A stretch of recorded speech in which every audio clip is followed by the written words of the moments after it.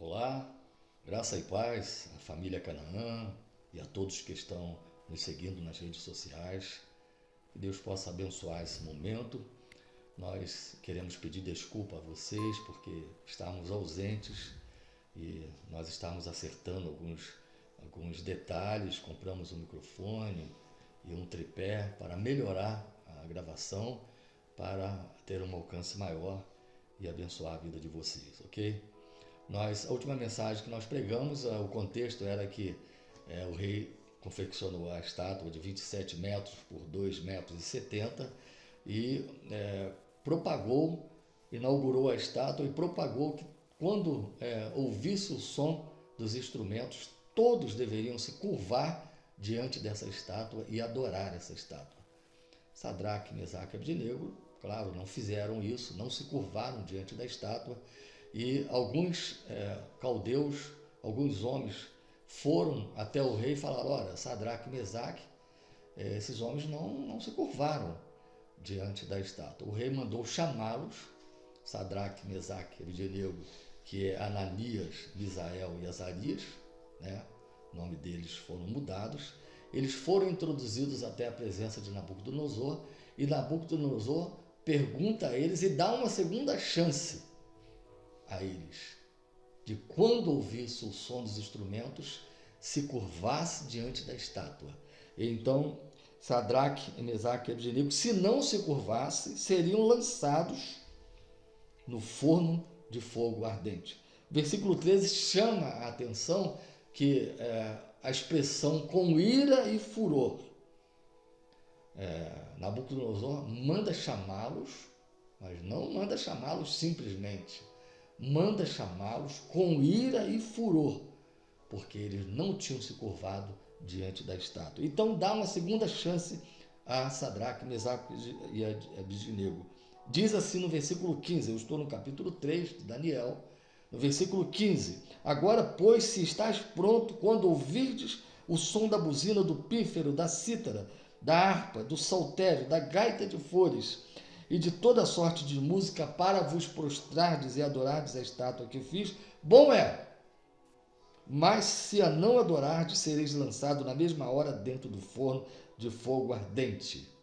E agora vem a frase que Nabucodonosor diz, e desafia, não a Sadraque, Mesaque e Abdenego, desafia o Deus que eles servem. E quem é o Deus que vos poderá livrar das minhas mãos? Quem é o Deus que poderá livrar das minhas mãos? Responderam Sadraque, Mesaque e Abdenego e disseram ao rei Nabucodonosor: não necessitamos de te responder sobre este negócio. Verso 17: eis que o nosso Deus, a quem nós servimos e que nos pode livrar, ele nos livrará do forno de fogo ardente e da tua mão, ó rei.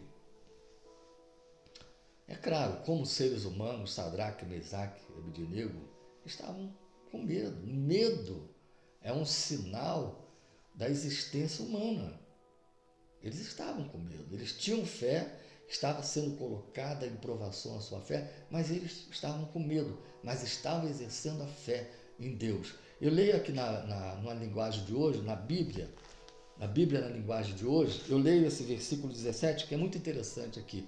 O versículo 17 nessa Bíblia diz assim: ó rei, não vamos nos defender, pois se o nosso Deus, a quem nós adoramos, quiser, ele poderá nos salvar da fornalha e nos livrar do seu poder, ó rei. E mesmo que o nosso Deus não nos salve, o Senhor pode ficar sabendo que não prestaremos culto ao seu Deus, nem adoraremos a estátua de ouro que o Senhor mandou fazer. Então veja bem a experiência de Sadraque, Mesaque e Abdenego, essa experiência que Nabucodonosor não tinha. Ele não conhecia esse Deus, o único Deus. Vejam bem, Babilônia era uma nação politeísta. Havia vários deuses. E sabe de uma coisa? Posso falar uma verdade para você? No politeísmo, eu vejo a fraqueza dos deuses que se são servidos. Porque se há necessidade de vários deuses, cada um tem uma fraqueza. Por que outro Deus, se um Deus não é suficiente, No politeísmo, há um sinal da fraqueza dos deuses que se são servidos ali, que se servem a esses deuses. Agora, no monoteísmo, há um Deus. Há um Deus. Eu leio aqui em Mateus capítulo 4, quando Jesus é tentado por Satanás, e Satanás quer, na verdade, que Jesus se curve. Quando ele diz, a proposta de Satanás na tentação de Jesus é assim, ele disse, tudo isto te darei se prostrado me adorares. A proposta de Satanás era para que Jesus se prostrasse diante de Satanás e adorasse Satanás. Mas veja bem a resposta que Jesus dá a Satanás. Ele diz assim, eu leio em Mateus capítulo 4, versículo 10. Você pode examinar em sua Bíblia. Mateus 4, verso 10. Então disse-lhe Jesus, vai-te, Satanás, porque está escrito, ao Senhor teu Deus adorarás e só a Ele servirás. Deus com letra maiúscula. É interessante, há uma curiosidade que eu quero passar aqui para vocês. Não existe plural de Deus com letra maiúscula. Vocês nunca vão ver a palavra deuses com letra maiúscula. Sempre vão ver a palavra deuses com letra minúscula. Porque a palavra deuses com letra minúscula é o plural de Deus com letra minúscula. Deus com letra maiúscula é absoluto. Não existe plural da palavra Deus com letra maiúscula. Então, Jesus está dizendo para Satanás, só a Deus servirás. Então,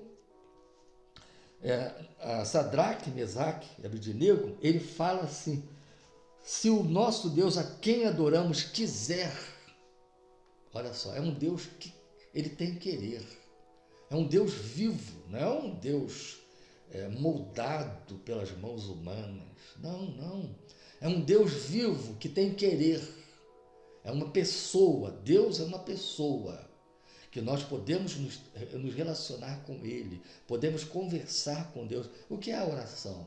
É uma conversa com Deus. É uma conversa com Deus.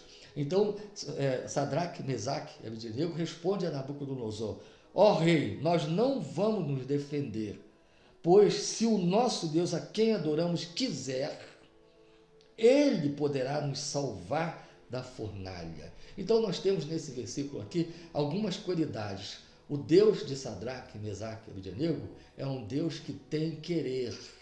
Ele tem vontade própria. A vontade de Deus, ela está expressada na palavra de Deus. Você quer conhecer Deus e fazer a vontade de Deus? Você precisa ler a palavra e colocar em prática os ensinamentos de Jesus, que é o Filho de Deus, né? O Evangelho de Jesus, os ensinamentos de Jesus, colocar em prática, porque a vontade de Deus está expresso na palavra de Deus.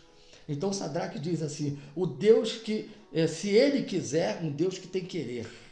É a primeira qualidade, a primeira característica desse Deus de Sadraque, Mesaque e Abednego, um Deus que tem querer. Ele poderá nos salvar da fornalha, um Deus que tem poder para salvar, um Deus que pode nos salvar. Onde você tem colocado a sua fé para a salvação da sua alma? Em quem? Em que Deus? Um Deus com letra minúscula ou esse Deus da Bíblia, um Deus que tem poder, o Deus de Sadraque, Mesaque e Abednego, o Deus que tem poder para salvar. Só Ele tem poder para salvar. E então salvar da fornalha e nos livrar do seu poder. Um Deus que tem poder para livrar. Na oração do Pai Nosso, Jesus nos ensinou, ele disse, livra-nos do mal. Nós estamos orando a Deus quando nós expressamos, Pai Nosso que está nos céus. Então nós estamos nos direcionando a Deus, a pessoa de Deus. E livra-nos do mal. Só Deus que pode nos livrar do mal. Sadraque está dizendo para Nabucodonosor, ele tem poder para nos livrar. E mesmo que o nosso Deus não nos salve, o Senhor pode ficar sabendo que não prestaremos culto ao seu Deus, com letra minúscula, nem adoraremos a estátua de ouro que o Senhor mandou fazer. Conforme nós temos falado, a fé estava sendo provada, mas Sadraque, Mesaque e Abednego não se curvariam ao Deus de Nabucodonosor. A manchete, a grande manchete na Babilônia era, olha, o Sadraque, Mesaque e Abednego não se curvaram à estátua. Havia uma grande interrogação, né, o que seria feito, e a ordem era que quem não se curvasse seria lançado na fornalha de fogo ardente. Então havia uma grande expectativa, havia uma grande expectativa para esse momento, porque Sadraque, Mesaque e Abednego seriam lançados na fornalha de fogo ardente. Eles não se curvaram, eles não se curvariam e não se curvaram à estátua de Nabucodonosor. Isso tudo nós temos falado fazia parte de uma conspiração, porque Daniel e seus amigos estavam se destacando no reinado de Nabucodonosor. Eles eram destaques, estavam sendo bênçãos para o rei, mas mediante esta ordem do rei, eles seriam lançados com ira e furor. O rei Nabucodonosor foi falar com Sadraque, Mesaque e Abednego, e eles permaneceram fiéis. Não, nós não vamos. E o Deus que nós servimos vai nos livrar. E se Ele quiser, Ele poderá nos livrar. Porque a pergunta de Nabucodonosor, quem é o Deus? Quem é o Deus que poderá livrar das minhas mãos? Olha, Nabucodonosor está se colocando como de poder absoluto. Quem é o Deus que poderá nos livrar? Ele está desafiando não Sadraque, Mesaque e Abednego, está desafiando Deus, o Deus único, poderoso, o Deus com letra maiúscula, o Deus criador dos céus e da terra. Nabucodonosor está desafiando esse Deus. Ai o final daqueles que desafiam Deus. O final daqueles que desafiam Deus é um final muito triste, muito triste. Eu me lembro do rei Herodes, né? Nos evangelhos está relatado a situação de Herodes. Herodes era um rei, estava a serviço de Roma, e ele governava a parte da Judéia ali, e Herodes fez uma prática. Existiam muitas pessoas, estavam assistindo aquela prática, era um momento que ele devia dar glória a Deus, ele não deu glória a Deus, e o texto diz que ele foi comido de bichos, porque ele tomou a glória que era de Deus, ele tomou a glória para si. Nabucodonosor está vivenciando um momento desse, quando ele está desafiando Deus, No versículo, capítulo 3, verso 18, diz assim, Sadraque ainda continua, e senão fica sabendo, ó rei, que não serviremos a teus deuses, nem adoraremos a estátua de ouro que levantaste. Sadraque, Mesaque e Abednego estavam confiantes, com medos, temerosos, por eram pessoas humanas, eles estavam temerosos, mas confiantes no Deus que eles serviam. Estavam firmes na fé, certos, convictos de que valia a pena servir a esse Deus, ao único Deus, valia a pena adorar a esse Deus, se curvar ao único Deus verdadeiro. Eles estavam confiantes. Agora vejam bem o que Nabucodonosor fez no verso 19. Anote aí na sua Bíblia esses versículos que estamos lendo, examine o texto bíblico, capítulo 3 de Daniel, versículo 19. Então Nabucodonosor se encheu de furor. No versículo 13, com ira e furor. Agora se encheu de furor. A expressão aqui que está escrita aqui é que se imagina que multiplicou a ira e o furor de Nabucodonosor no versículo 19. Esse mudou o aspecto do seu semblante contra Sadraque, Mesaque e Abednego, e falou e ordenou que o forno se aquecesse 7 vezes mais do que se costumava aquecer. Aqui nesse versículo 19, nós podemos interpretar a ira multiplicada de Nabucodonosor contra Sadraque, Mesaque e Abednego. Nós podemos fazer aqui um paralelo. Nabucodonosor, nesta hora, ele está tomado de ódio.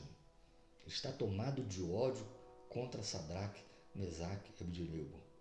o que o ódio leva uma pessoa a fazer. Eu tenho visto, ouvido de muitas pessoas falar, eu não consigo perdoar, eu não quero perdoar certas pessoas que me fizeram mal. Esse ódio não é de Deus, esse ódio é de Satanás. E se nós alimentarmos esse ódio, esse ódio é como se fosse um copo de veneno que ingerimos todos os dias, quando lembramos das pessoas que nos ofenderam, que nos fizeram mal. Esse veneno é contra nós mesmos. Nós estamos bebendo esse veneno. Então Nabucodonosor estava sendo tomado por um ódio. Estava tomado por um ódio contra pessoas, Sadraque, Mesaque e Abednego. Quando o ser humano é tomado de ódio, não tem nem como se questionar o que aquela pessoa está fazendo. A pergunta é, o que eu estou fazendo é certo? Uma pessoa humana, né, uma pessoa tomada de ódio contra alguém, ela perde todo o seu raciocínio. O ódio invade o seu coração, a sua mente e toma o seu raciocínio a ponto de neutralizar o que ela questionar, o que eu estou fazendo é certo. Então ele fica cego de ódio. Nabucodonosor estava cego de ódio, mandou aquecer 7 vezes mais a fornalha de fogo ardente, mandou aquecer 7 vezes mais, e ordenou aos homens, versículo 20, ordenou aos homens mais fortes que estavam no seu exército, que atassem, amarrassem Sadraque, Mesaque e Abednego para o lançarem no forno de fogo ardente. O ódio de Nabucodonosor. O ódio de Nabucodonosor. O ódio destrói as pessoas, o ódio leva as pessoas para o inferno. O inferno está cheio de pessoas que tiveram ódio na existência humana, que nesse período curto da nossa existência, o inferno está cheio de pessoas com ódios. Há uma pesquisa científica que prova que quando nós alimentamos o ódio no nosso coração, nós estamos sujeitos ao câncer. O câncer invade as nossas células e destrói o nosso corpo físico. Meu querido, minha querida, se há alguma mágoa sua de contra alguém, perdoa, libera o perdão para essa pessoa. Não vale a pena. Nós vivemos uma existência tão curta aqui e alimentarmos o ódio no nosso coração. A Bíblia diz que a alegria do Senhor é a nossa força. O sorriso aformoseia o rosto, mas o ódio leva à tristeza, leva o desgaste emocional de cada um de nós. Não devemos focar em Deus. Deus é que nos dá força para perdoar. Quando nós temos Deus na nossa vida, o amor de Deus é que nos leva a perdoar as pessoas.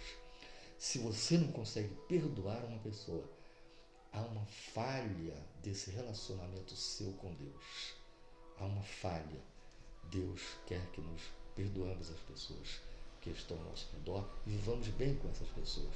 Na oração do Pai Nosso há uma condição: e perdoa as nossas dívidas, assim como nós perdoamos aquele que nos deve.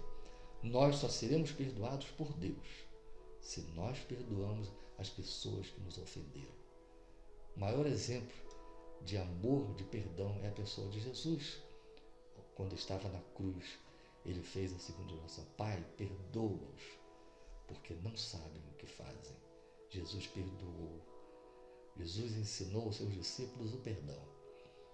E se nós amamos a Deus, nós devemos colocar o perdão em prática na nossa existência. Nosso coração deve estar cheio de amor. Existem algumas pessoas que nós vamos perdoar, mas nós não vamos voltar a ter aquele mesmo relacionamento que tínhamos. Isso é normal em nós, mas não podemos manter o ódio no nosso coração contra alguém que nós nos relacionamos e que esse alguém nos fez mal a nós.